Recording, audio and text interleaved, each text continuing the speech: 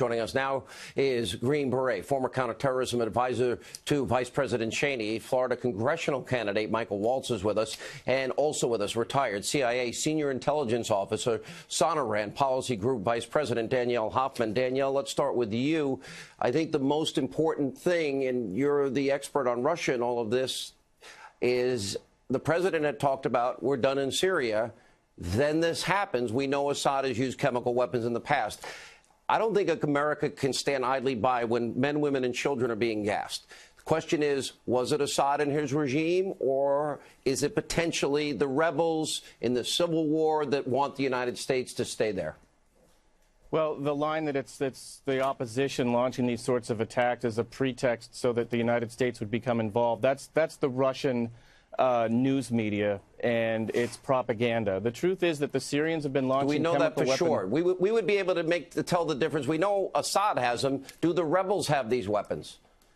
From my experience, it has been the Assad regime that has the capability to deliver the weapons. These are barrel bombs that you need helicopters and aircraft to deliver them.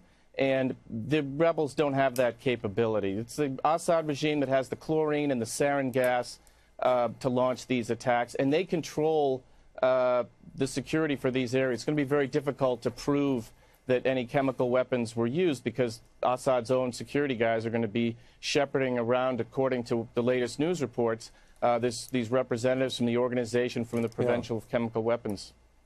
Michael Waltz, same question, sir. Well, just to add to that point, Sean, we can track these aircraft.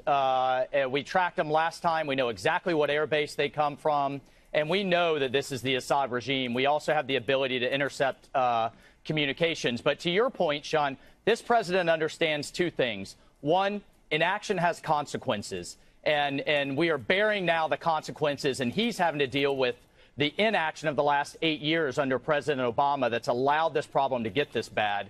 And then number two, that diplomacy is actually benefited by the credible use of military force. Sometimes you actually have to employ that force. And in this case, I hope and expect to see Syrian pilots not have a single runway left after our standoff cruise missiles take them out. Enough is enough. We can parse out the attacks away from Russian assets where they put very sophisticated Russian anti-defense missile systems and take down Assad's Air Force once and for all. All right, guys, we really appreciate it. We'll be watching, obviously, very, very closely.